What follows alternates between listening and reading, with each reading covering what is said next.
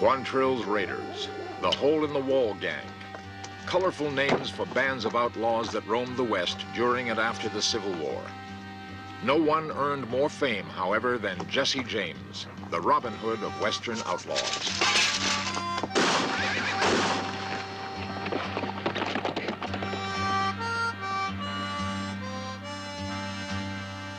Most historians maintain that Jesse was killed 6 years after his doomed Northfield, Minnesota raid. Yet in 1948, J. Frank Dalton claimed he was Jesse James. Is it possible that Jesse James could have perpetrated a hoax on the entire country for over 60 years?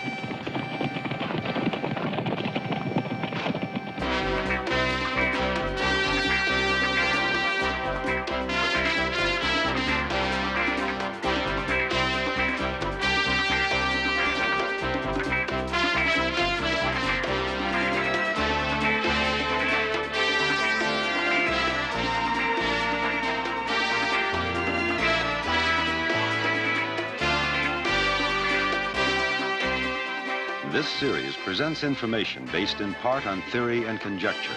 The producer's purpose is to suggest some possible explanations, but not necessarily the only ones, to the mysteries we will examine.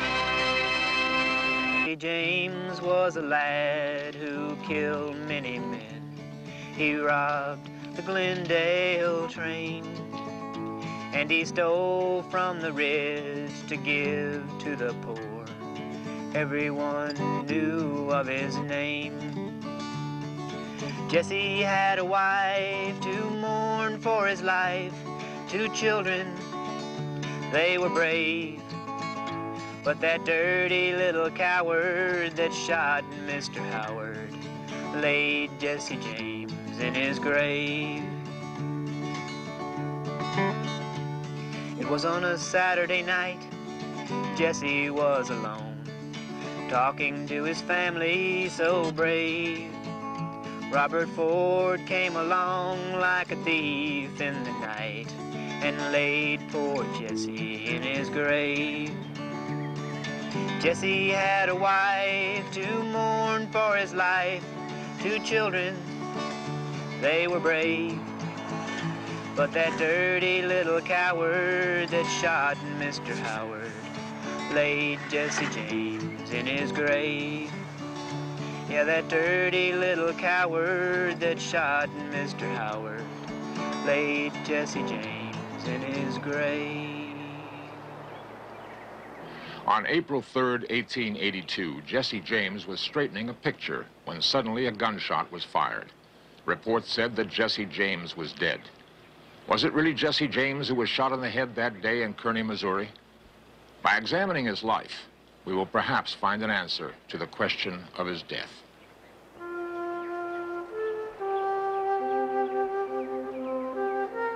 Jesse James is the only outlaw whose birthplace has been immortalized as a state monument. The house's curator is Dr. Milton Perry. Jesse James is America's Robin Hood in legend. I don't think there's any question about that.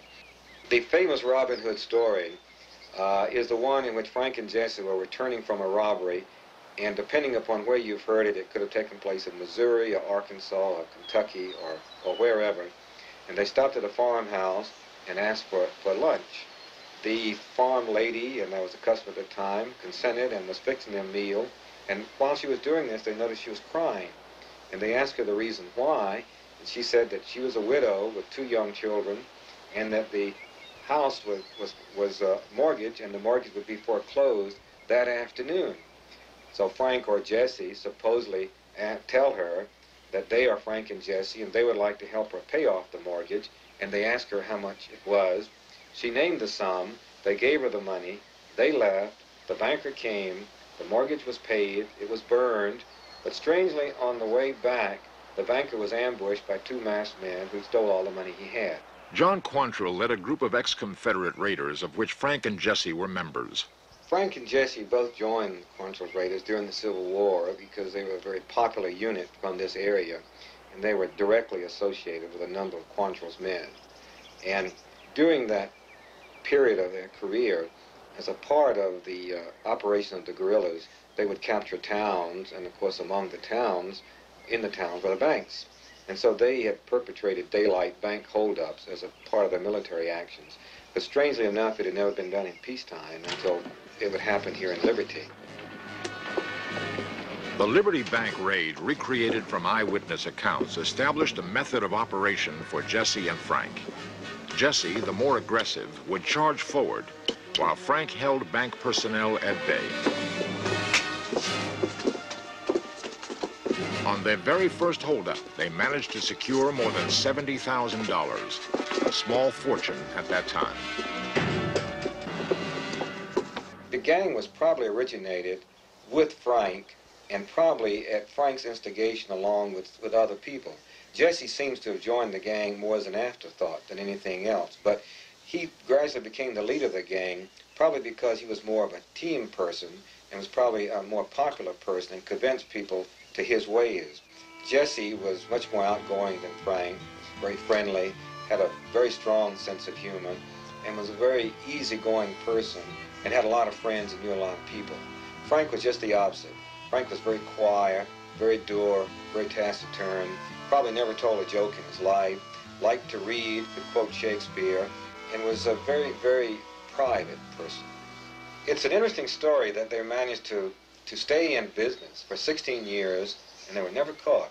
Jesse, of course, was killed, and Frank surrendered, partially because of the fact that they were very popular in the way they operated. You have to remember that they concentrated on banks and railroads. They didn't hold up the corner grocery store. They didn't mug people for the milk money, and they didn't burglar people's homes. They became very popular in that banks and railroads were among the most hated institutions by the average people in the country. So they had lots of friends, and these friends would hide them out. By 1876, the strain of outlaw life was taking a toll on Jesse and the gang. Jesse was forced to tour saloons looking for members who had been drinking.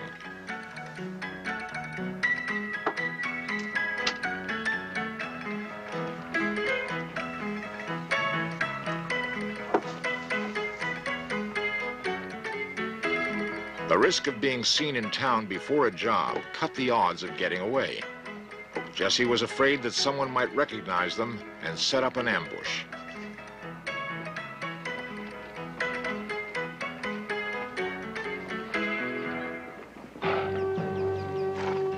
September 7th, 1876. Jesse and his 7 followers carefully prepared for their raid. No pistol or horse went unchecked. The gang had established a reputation for being nearly fanatical in the way they readied themselves for holdups. Little did anyone know that this would be the last raid for the entire gang. They donned their infamous white dusters for the holdup. By now, after so many successful bank raids, they were almost arrogant in their approach. Some 2 miles out of Northfield, they set their plan in motion. Now they were ready. Jesse had decided that they would split into 2 groups, each entering town from opposite directions.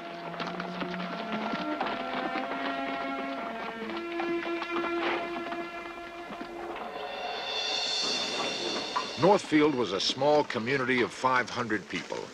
It was a center for agriculture, industry, and banking trade. Their target bank was in fact the point of deposit for a number of smaller area banks.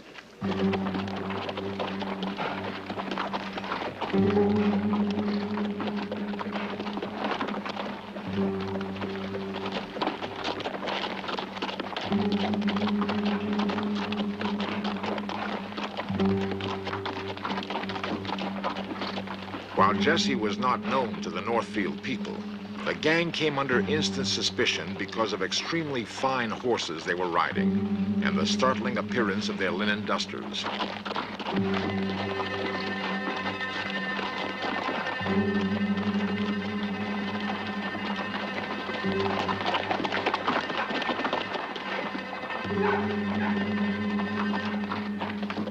As the group rode in, they warily inspected the town, looking for anyone who would spell trouble. Little did they know that this raid would be the end of their long string of successful bank robberies.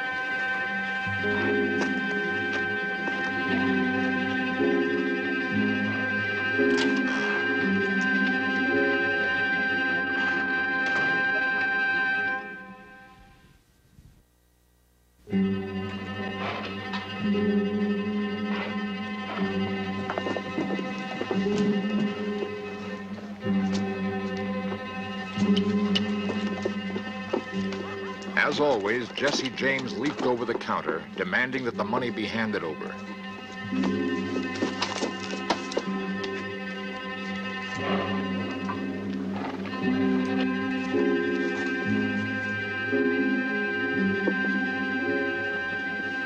Several of the bank employees grappled with the bandits. In the confusion, one of the tellers escaped, yelling, "Murder! Murder!" Jesse fired at the fleeing man, but missed.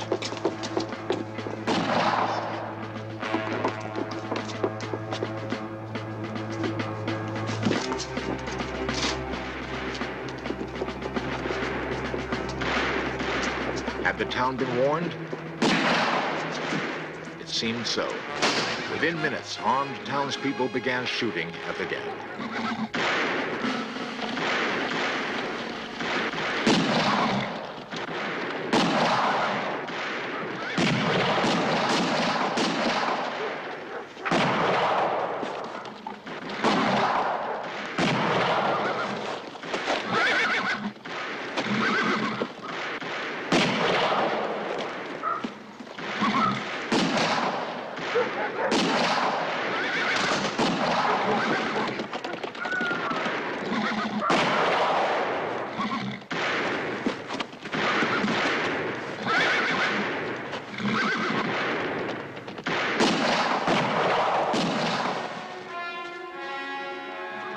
Killed instantly were Clee Miller, Charlie Pitts, and another member of the gang, Bill Edgewood.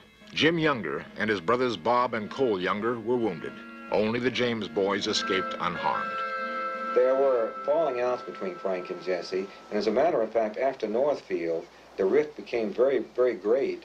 And at the time Jesse was killed, it's very possible that Frank and Jesse weren't even communicating with one another. After the Northfield raid, the prices on Jesse and Frank's heads continued to grow. Bounty hunters and adventurers began tracking the brothers in order to earn the ever-increasing reward. No longer were the James boys protected by the friendship of numerous people.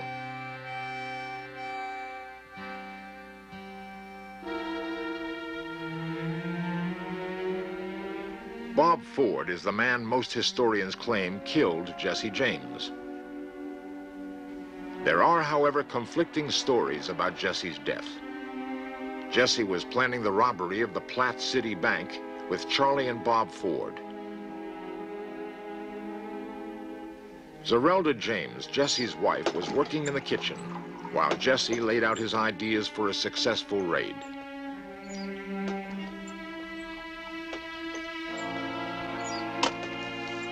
Uncharacteristically, Jesse took off his gun so that he could more easily straighten a picture. Charlie Ford motioned to his brother to stand. Bob, being the more accurate of the two men, stood, took careful aim, and shot Jesse in the head.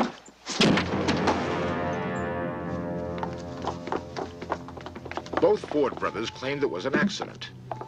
Could it be, however, part of a plot to end the pursuit of Jesse? It is known that Jesse's mother refused to identify the body. Some have said that the man shot was not Jesse James. Others have said that James lived incognito for the next 60 years under an assumed name. In 1948, a man by the name of J. Frank Dalton came forward claiming that he was the real Jesse James. Dalton went so far as signing an affidavit to the effect that he was Jesse James. According to newspaper clippings of the time, some 25,000 people turned out for a parade in Lawton, Oklahoma, showing off Dalton as the real Jesse James. It seems almost inconceivable that an imposter could have been in Jesse's place. Yet only a few relatives had pictures of Jesse, which is one of the reasons he had eluded capture. Carl Brian, a respected historian of the James robberies and author of The Escapades of Frank and Jesse James.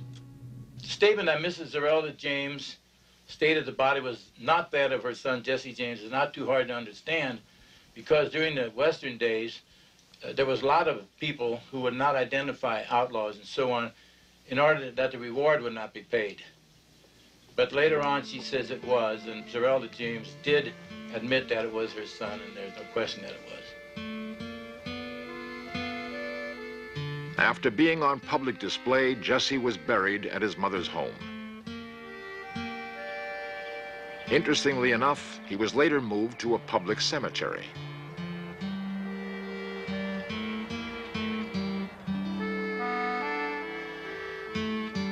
There's absolutely no question but Bob Ford killed Jesse James. I don't think there's any question that Bob Ford killed Jesse James on that day as he says he did. Dalton maintained that it wasn't Jesse who was shot, but a man named Charlie Bigelow. No one has ever been able to identify who Charlie Bigelow was. There was no gang member ever named Charlie Bigelow, and as far as we've been able to find, we've never found any instance of anyone that they associated with named Charlie Bigelow. Ironically, however, John Nicholson, Jesse James' grandnephew, was able to lead In Search of Cameras to the very site where two Bigelow brothers were buried. Nicholson explains what he knows about their mysterious deaths. The Bigelows was buried in the old Haynesville Cemetery, right up by Hope, Missouri. Their gravestones have fell over and very hard to find. And I've heard my grandfather say that they was hauled up there in an old spring wagon, and that the blood was running out into the spring wagon on the ground when they was hauled up there because there was no embalming at that time. As far as I know, I've heard that Jesse and Frank killed him, but as far as that, I couldn't say for sure. Both grave markers bear the year 1884. If John Nicholson's story is correct, the Bigelows would have been buried 2 years after Jesse's death in 1882. And John James was in the picture in 1935. He came forward and said that he was Jesse James. He had the same name but no relation. And there was a famous trial in Excelsior Springs at that particular time for this disproving or proving that he was Jesse James, and he could not even name his half-brother's name.